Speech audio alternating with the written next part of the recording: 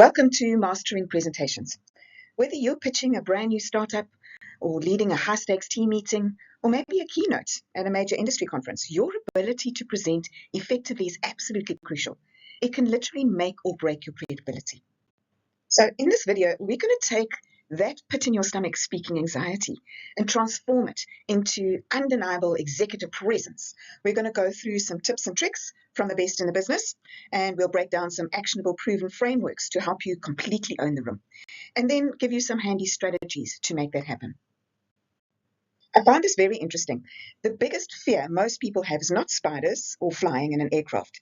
It's presenting specifically in front of their peers. And honestly, that anxiety makes total sense. It's that fear of being judged, the dread of looking out and seeing an audience checking their phones or totally zoning out. It's enough to make anybody sweat. But here is the good news. There are ways to conquer this, and anybody can do it. So here is our roadmap in this video. First, we're going to conquer fear in some practical, easy ways. Second, structuring a pitch that creates interest and credibility. Third, mastering delivery with confidence so you give your best. And finally, what you need to do to make sure that you shine on the day. Section 1, conquering fear. Let's dive right in getting your mindset right. The ultimate way to overcome that stage fright comes down to a very simple ratio. A high-impact presentation is 80% preparation and only 20% in the delivery. This is the game changer. It proves you can actually win the battle long before you ever step foot in the room. Make sure your preparation is solid. From your structure to practicing over and over your delivery by using your voice, emphasizing key points, and being fully confident in what you want to say and how. So by the time you step into that room and you stand up, the presentation almost presents itself. What about the physical jitters? Well, let's look at the science. Harvard's Amy Cuddy uncovered this fascinating dynamic between two chemicals in a body. So we've got cortisol. That's the stress chemical that makes us want to shrink down and hide.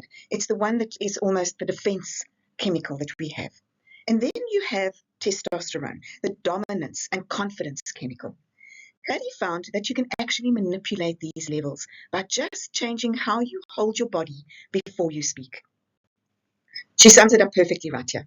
She says, our bodies change our minds change our behavior changes our outcome. Taking just 2 minutes before you present to stand in a wide open power pose. So hands on hips, chest open, hands up in the air. Do it in the toilet, do it in the waiting room, do it wherever you want to, but just 2 minutes. This will lower your cortisol and it boosts your testosterone. And it completely changes the way that you'll present. So it gives you more confidence. And even when you're presenting, use some of those power poses to keep your confidence at its peak. Section 2, structuring your perfect pitch. You've got the confidence, now you need the architecture. So overcoming nerves actually starts way before you even jot down your first talking point. It starts with purpose. Every presentation really only does one of three things. It educates to inform, it persuades to change people's thinking, or it activates to motivate an audience to do something. So when you anchor yourself to just one of these three core purposes, you instantly take the focus off yourself, put it directly on the value you bring into the room, and it gives you focus right the way through your presentation. So now that you have your purpose clear in mind, there is a preparation checklist that you need to go through. So firstly, know the room. Know exactly who you're talking to and why they should care. You've got to tailor that content so well that you're anticipating their questions before they even raise a hand. Second, keep your visuals clean and lean. Your slides are there to back you up, not to replace you. You don't want them, your audience, reading those slides when you're trying to keep their attention. Thirdly, always drive towards a clear call to action. You answer the question that your audience is asking, why am I here? And what do you want me to do? And this is linked again directly to your purpose. Do you want them to learn something? Or do you want them to think differently about something? Or do you want them to do something differently going forward? And please never step into a room without a rock solid backup plan for when that tech inevitably acts up. As you're putting together now your content, I want you to think of the WIFMs. What's in it for me from the audience perspective? You don't want your audience to be looking at their phone in the first 30 seconds. You want to capture that imagination. You want to capture their attention. And by answering this question, it's key. It's what benefits them to listen to you, not what you do. It's how will they benefit? What will they gain and get out of it? So you don't want to leave the best for last. You want to build that value immediately. So give them a rock solid reason to listen to you right from the start. So we talked about having a clear purpose. We've covered the what's in it for me and framing your presentation from the audience's benefit. But I want you to decide, what is the one thing you want your audience to remember or take away? If you don't direct them into what you want them to concentrate on, they will catch different points. They remember what they remember. But you want, what is that one thing? The power of one. What is the one thing that you're going to use again and again and repeat over and over again in your presentation? The first 30 seconds of your presentation can determine what happens over the next 30 minutes. If you don't capture your audience attention immediately, you've already made your job so much harder. That's why every great presentation begins with a hook. Think of it like a fishing hook. You need to catch your audience before you can take them on a journey. And whatever method you choose, your goal is the same. Make your audience lean in and want to hear more. Because when you start with impact, you don't just get their attention, you earn the opportunity to influence their thinking. One of the easiest ways to capture attention is by asking questions. I use this technique a lot. Questions immediately engage your audience because they can't help but think of an answer. A great technique is to ask two contrasting questions. Whether they raise their hand or simply answer in their mind, you instantly got them thinking about your topic. So instead of passively listening, they're now actively engaged. So a simple question can turn your audience from observers into participants within a few seconds. Another way is with empathy. When you're willing to be honest about your own challenges, you become more relatable and credible. When you lead with empathy, you build trust. There's a connection straight away. And when people trust you, they're far more likely to listen to what you have to say. Another way that I've used very successfully is being the problem solver, addressing a problem that you know your audience is facing. And when people hear a challenge they recognize, they instantly pay attention because they also want a solution. So when you begin by solving a problem, you position yourself as someone who understands your audience and can help them to succeed. And stories, they capture attention, they create emotion and help us to remember a message. We far remember stories well above facts and figures and statistics. So your story doesn't have to be long, but it could be a personal experience or maybe a customer success or a real life challenge that your audience can relate to. But it draws people in before you present your facts, making your message more meaningful and memorable. I want to transition us now into the structure. Have you ever listened to a presentation and got completely lost? The presenter seems to know where they're going. They are presenting really confidently, but you just can't follow. So the difference is not more information, it's a better structure. A great presentation has three parts. It's an opening, a body, and a close. Simple. So in your opening, grab the attention, get your audience a roadmap, and tell them what you're going to cover and why it matters to them. In the body, build your message one step at a time. So you can use stories, examples, but make sure that your transition statements are clear so that they can follow with you, that they've moved from one point to the next. And finally, finish with purpose. Finish strong. Summarize your message. Leave your audience with a clear call to action. So remember this simple formula. Tell them what you're going to tell them, then tell them, and then tell them what you told them.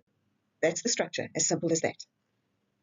So we've got the structure, we've got the hook, we've got the what's in it for me. Now we need to master this thing called delivery. So what do we need to look at in our body language, our voice, and our tone? Great speakers don't just use hand gestures, they use them with purpose. So this is what we call the power sphere. It's that invisible space between your belly button and your eyes. When your hands stay in this zone, your gestures look more controlled and clear, and your message just seems stronger and more confident. So if you go too high above your eyes, it looks kind of over the top and exaggerated. But if you go too low below your waist, it looks weak and uncertain. So when you stay in this power sphere, everything aligns, your body, your presence, and your message. And when you present, your face is part of your message. People don't just hear your words, they read your expressions first. So make sure your face matches what you're saying. If it's exciting, show energy. If it's serious, slow down and soften your expression. Use your eyes to connect, not to scan your audience. Look at people like you're speaking to them one-on-one and pause slightly when you make an important point. Divide the room into 4 quadrants and make sure you connect with each quadrant so everybody feels included. Don't overthink it. Natural expression builds trust. Too much control and you look robotic. The words you use are important, but how you say them is what brings your message to life. This is where the vocal variety comes in. Your voice is the most powerful presentation tool. When you use it with purpose, you don't just keep your audience listening, you keep them engaged. So to truly unlock your potential, unlock your voice and give yourself permission to be serious, to be silly, to be dramatic, and to be calm. Here are some vocal variety tools you can use and vary them. Give yourself permission, as I said before, to try them out. So a higher pitch conveys genuine excitement, while dropping to a low pitch commands authority. Think about your pace. Firing off your words quickly builds that incredible energy and momentum, while slowing down allows the audience to actually digest complex ideas. And whatever you do, don't forget the power of pause. When you want to make a specific point, pause, wait for a few seconds, and then move on. Even volume is a tool. A sudden whisper pulls people in to listen closer, while a loud projection wakes them up and gets them to think about things. So if you pair these shifts with a dramatic pause before a big point, you keep their brains fully engaged the entire time. But remember, don't try and do it all. Don't do up and down and fast and slow and whisper and whatever. Choose it wisely, look at your script and work out where would you pause, where would you emphasize words or a specific sentence. One of the quickest ways to improve as a presenter is to focus on just one skill at a time.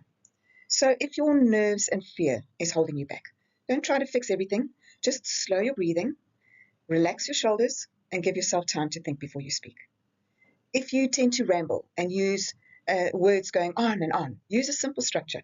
Keep your sentences short and make sure you get to the point and then stop. If your voice is monotone, emphasize key words, vary your pace, use pause. If you feel you look stiff, use natural hand gestures, move with purpose, and let your facial expressions match your message. And lastly, if you feel that you are rushing, that you need to slow down, remember, pause, enunciate your words, pronounce them properly, and slow down. Don't try and master all 5 at once. Choose one. Practice it until it becomes natural, and then move on to the next. That's how confident presenters are built.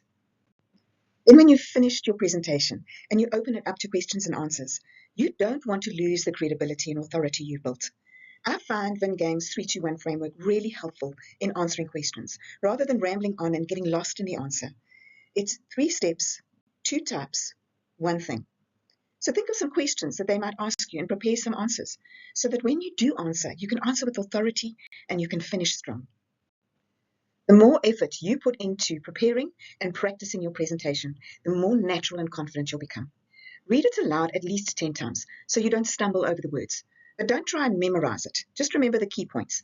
Practice with your voice variation, body movement, and do it in front of the mirror. And then do the presentation in front of your family and your friends and get their feedback. Do it until you are confident that you can stand up and present at your best. And then finally, on the day that you present, get there 30 minutes at least. Get there 30 minutes early so that you aren't rushing. And this gives you time to set up your computer and to test it beforehand. You don't want to be doing this in front of your audience when they arrive. Then go and find a quiet corner and do that 2-minute power pose and get your testosterone up. Then present with confidence. You've done the work and actually enjoy the experience. And then be prepared to answer any questions that come your way. And as we finish, I'm going to practice what I preach by giving you a call to action. How will you replace your nervous energy into an intentional, focused, and amazing presentation? Because remember, this information is only as good as what you'll actually do with it. I want you to apply the 80-20 rule. Know your purpose and that one key message you want to communicate. Practice and practice some more, and then take charge and be the best presenter you can be. So thanks for watching. Look out for our other videos on the 1 Degree Skill System, and I'll see you there.